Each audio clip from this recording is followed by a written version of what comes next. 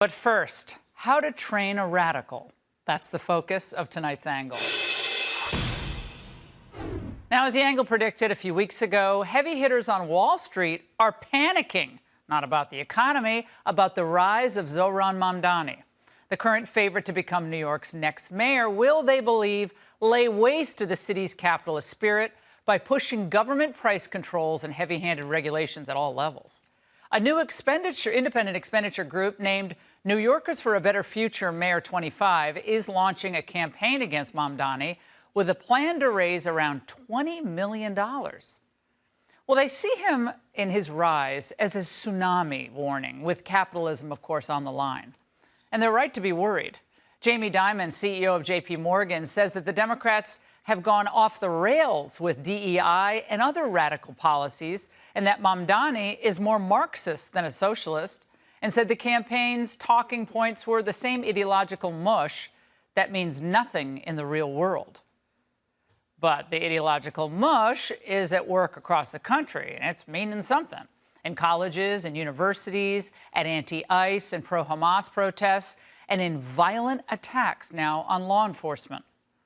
And the goal, by the way, it's not winning an election here, an election there. The goal is the total dismantlement of the United States government, our institutions, and of course, our trust in officials at every level. Now, the behavior here, it's very important everyone understand this tonight, is learned. Their warped thinking has been taught. And those teaching it are organizing at events such as Socialism 2025, the big conference that took place over the 4th of July weekend in Chicago.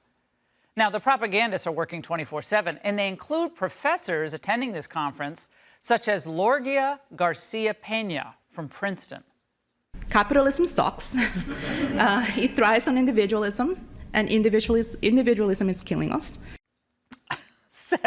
Says the most narcissistic and self-absorbed people on the planet. Individualism is the problem.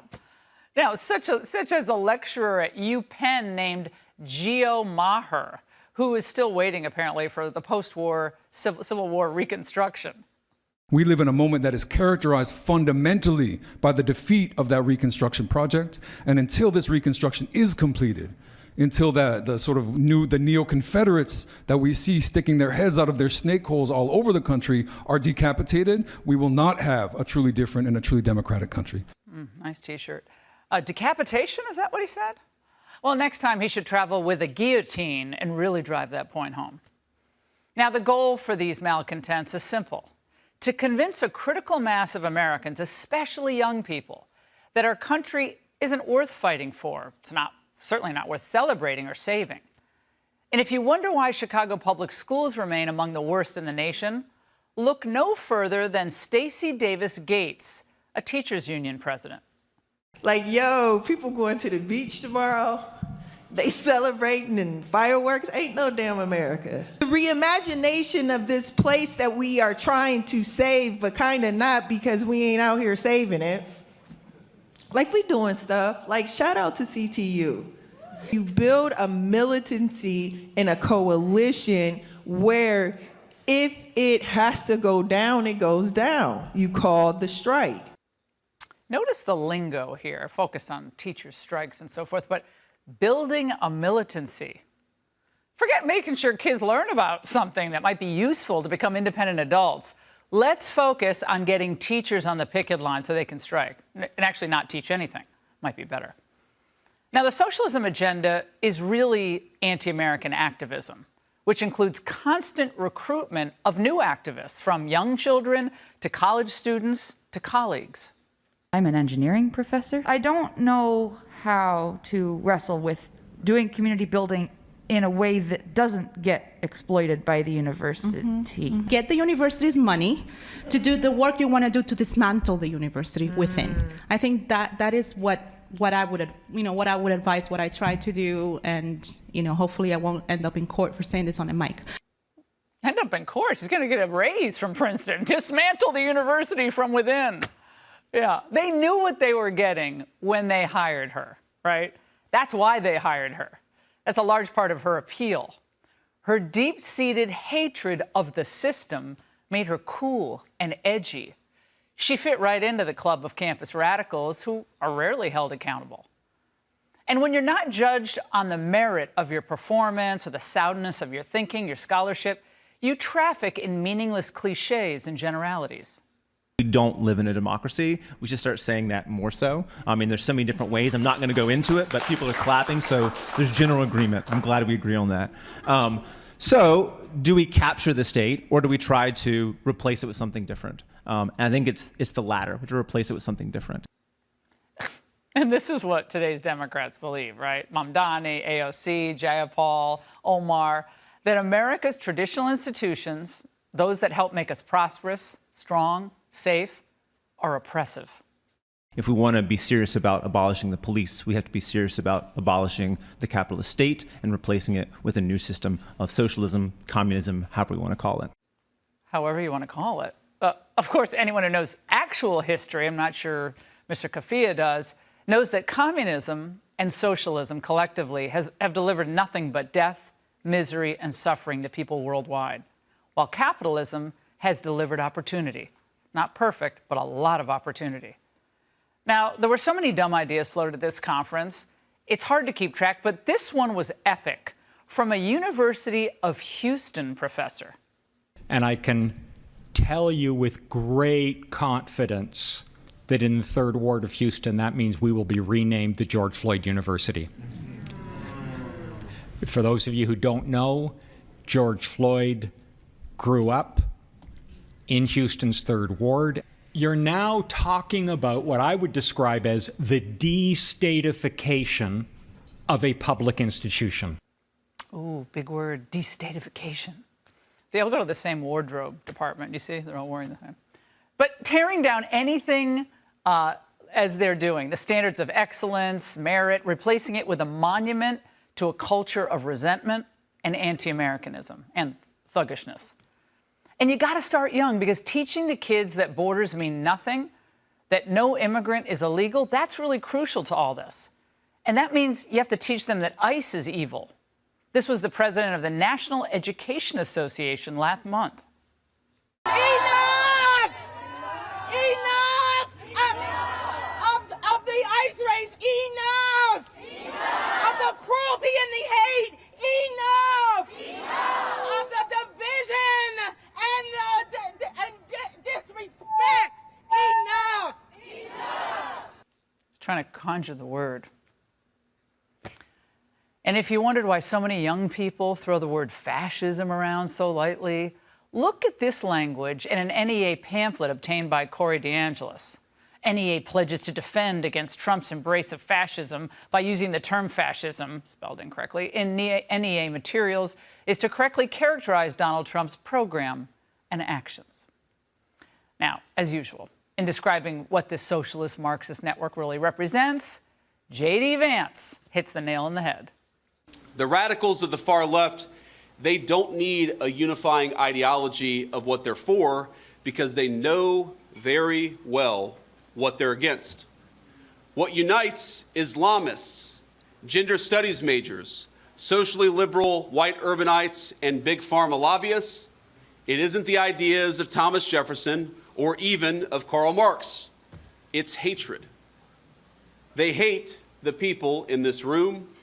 They hate the President of the United States, and most of all, they hate the people who voted for that President of the United States. Democrats who lend credence to these attacks against Trump as a fascist, his supporters as fascists, attacks against our system as oppressive, attacks against the police as Gestapo, attacks against ICE as terroristic, they are fueling more anti-American hatred, which, as we've seen since the Floyd riots, has resulted in nothing but violence and destruction, not a single job created by their activism. Now, is that really what the Democrat voters of America want their party to be doing? And that's the angle. Very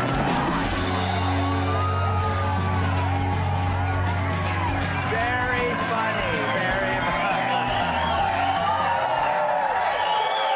Yeah, thank you. Well, so much for playing hard to get. I won't have to drug your drink. Good evening, everyone. So Alyssa Farah Griffin has revealed that she's cried multiple times while being on The View. Some say it's stress, but others believe it's from the onions they slice for their daily pig roast.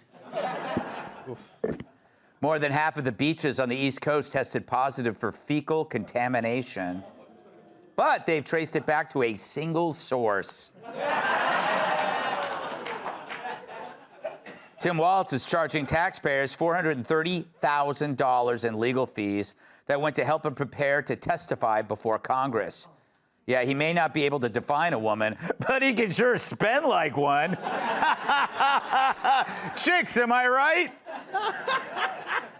According to a new book, Kamala Harris went with her guts when she picked Tim Walz as her running mate. And here's what was in her guts. To promote their upcoming series, Human, the BBC has released new images that show 3 early human species. Here's one from 50,000 years ago. And here's another from 100,000 years ago, huh? And here's one from 500,000 years ago. Didn't see that one coming. Joe Biden's former doctor refused to answer a single question about the ex-president's poor health. Wow, he seems like the perfect doctor to treat my secret warts. Oh, my God. True. When asked about Biden's decline, he simply referred them to the coroner's report. To promote inclusion, Mattel has introduced its first Barbie with type 1 diabetes. I know. And they laughed at me when I tried to pitch AIDS Ken. Oh, my God. Oh, Jesus. Low shelf life. In a college newspaper article, Zoran Mamdani wrote that he grew a beard as a symbolic middle finger. Well, that's why I grew mine too, said one woman. So, Joe Biden's former doctor appeared before Congress this week, but when asked if he lied about the ex-president's decline, he was quieter than a Milli Vanilli reunion. Oh. Dr. O'Connor, were you ever told to lie about the president's health? On the advice of counsel, I must respectfully decline to answer based upon the physician-patient privilege and in reliance on my right under the Fifth Amendment of the Constitution. Yep, he pled the Fifth to all questions claiming doctor-patient privilege, which I get. It's the only thing stopping my doctor from telling the world about my birthmark that looks like Brit Hume. Now, obviously, the doctor's protecting himself. Being Biden's physician is a tough gig. Every day, it's something. He shattered his kneecap, checking his reflexes. He's got wet bones and sweaty teeth. It's like being a veterinarian. One day, you're popping back in his shoulder. Then you're removing worms from the burrow in his leg. Finally, you're pulling a chipmunk out of his butt. It's like being the groundskeeper for a golf course. There's 18 holes you need to take care of. Oh, God. But the doctor wasn't alone in his defense of old liver spots. He got help from a stupid person from Texas. So, do you have the right to confidentiality? You have the right to confidentiality when it comes to your health care. It's kind of astounding to hear someone say, if you invoke the Fifth Amendment, that is only because you are guilty. The country is off the rails right now. People have concerns about the current occupant in the White House and whether or not he is mentally fit to serve in this moment. Now, this moron is not completely wrong. Normal people do have the right to medical privacy, but they also have a right not to be lied to. You know, that the person in charge of the nuclear codes doesn't have a brain more shattered than a chair on The View. Oh. And she shouldn't be talking about mental fitness when her brain hasn't hit the gym in years. Every time I hear her talk, I ask myself, hey, I wonder if Lenny from Mice and Men finds her as stupid as we do. But did you see Joe Biden every single day? I didn't see Joe Biden every single day, but I did have an opportunity to interact with the president. I never had a concern. We know that this is someone that was born with a stutter that ultimately had to get over it. Born with a stutter? Yeah. I remember when I had a stutter, it was so bad it caused me to wander into the rainforest.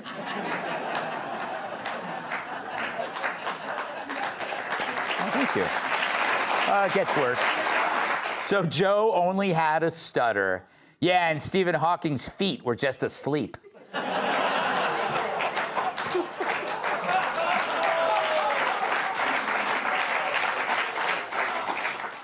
But to this day, Dems pretend his decline was shocking, something they're just learning about now, which is like just finding out that John Travolta is gay, needing weight.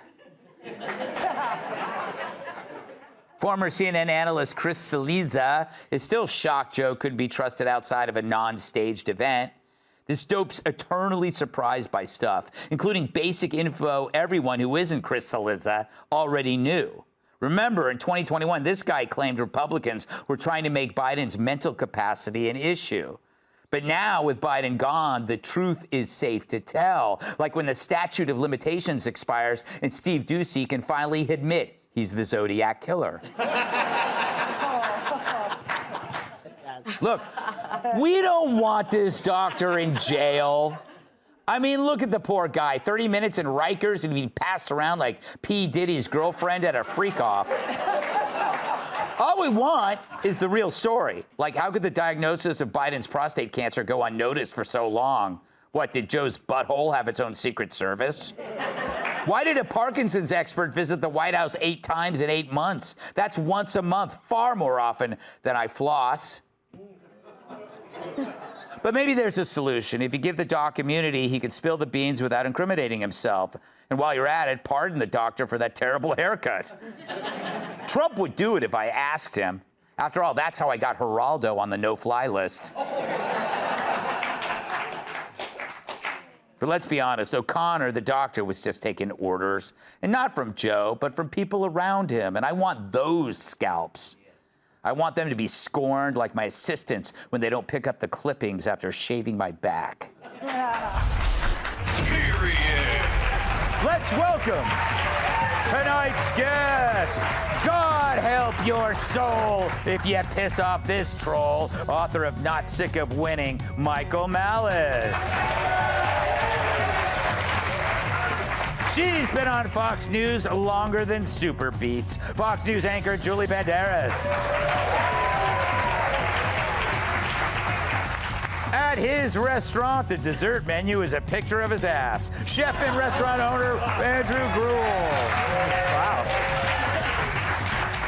And when this libertarian reads The Three Little Pigs to her son, she replaces the wolf with the IRS. New York Times bestselling author and Fox News contributor, catch him. Michael, great to see you, as always. I wish I could say the same. Are you surprised the doctor pled the Fifth? Maybe this is my anarchist hat talking, but there's no reason to ever talk to the authorities if you could get away with it. If the cops stop you, you could talk your way into an arrest and not out of one. So if I was facing that firing squad, which is the House or the Senate, I'd sure keep my damn mouth shut, and why wouldn't I? And I also would remind people of Trump's doctor, Ronnie Jackson, because when he opened his mouth, his office got raided by Trump's guys, and he died not that long after. So he's doing a smart thing. He knows he was covering things up. But if you're the president's doctor, that's your job to keep your mouth shut. You shouldn't be spilling those beans. You're supposed to keep your mouth shut and supply him with the best drugs. And also, I don't think if Biden was cogent, his administration would be run all that differently. That's true. That's the thing. I don't get it. That's such a huge scandal. You know, it's the deep state running it all anyway. Mm-hmm, that is true. There's like it's like to think that a normal-brained Biden would be any more effective is kind of foolish. Right, exactly. What about the media, Julie? You're part of the media. What say you? Isn't it really about, like, we can expect the Democrats to play cover-up and lie, but the media is supposed to uncover the cover-up. Right. Well, the media is supposed to be asking the tough questions, but the media doesn't ask tough questions, although one of our reporters at Fox did try to talk to him and ask him a question, and of course he refused to answer the same he didn't in Congress. I think if he's going to invoke the Fifth Amendment, the question presented to him by Congress should be like, who's your barber? That would be a great way to save somebody's career. He looks like Dumb and Dumber. Blunt bangs don't work. But I do want to say this. Regarding the Fifth Amendment, and I understand the patient-doctor confidentiality agreement, I do understand that, but the question was not, did he have a hemorrhoid, or did he have Parkinson's, or did he have cancer? The question was simply, did you lie for the president? Yeah. And that is a question that his lawyers advised him not to answer. So we all know the answer. He lied. He lied for the president, as well as the entire administration lied for the president. You know, good point, Julie. Wow. Really? Wait, Andrew, you know, the thing is, I do feel that the media is getting away with this. This is a cover-up that makes, you know, Watergate look like a parking ticket. I've said it before. But how can you have the media investigate the media? That's like giving your own prostate exam. You got to be really limber to do that. Yeah. Trust me. Yeah, that's a good call. You know, I sued myself once. Yeah, made out pretty good. It's the same idea. Yeah. This is a scandal wrapped in a scandal, layers and layers. It's like the turducken of scandals. But the funniest thing, you're right, is not just the fact that the media is trying to cover it up, but that they're also placing themselves as the heroes in this story, right? Jake Tapper is like, look at all of this stuff that happened. Everyone's like, wow, you are so clear and concise on recognizing that. The entire country knew that Biden was not running the show. And the fact that we're still playing the game that he's okay and we're using the stutter, it's the stutterfly effect, right? Yeah. It's like the butterfly effect. It's that a simple stutter can lead to record-breaking consumer price index increases, inflation, a crashing economy. My stutter's done so much for you. You guys probably don't hear it, but it's you know, I'm repeating everything I'm saying, just in different words. Yeah. There's a joke in there. I just can't think of it. You know, Kat, would it be your worst nightmare for your doctor to appear in some kind of hearing and be asked questions? God, yes. No. I feel like I'm pretty open. Yeah. I don't know. I feel like the most upset person in all of this should be Kamala, if she was aware enough. Yeah. Because think about the huge lengths that the government, the media, went so far to do everything they could to cover this up, that he was severely cognitively impaired because as bad as it was, they thought that he would still do better than she would. Hey, Sean Hannity here. Hey, click here to subscribe to Fox News YouTube page and catch our hottest interviews and most compelling analysis. You will not get it anywhere else.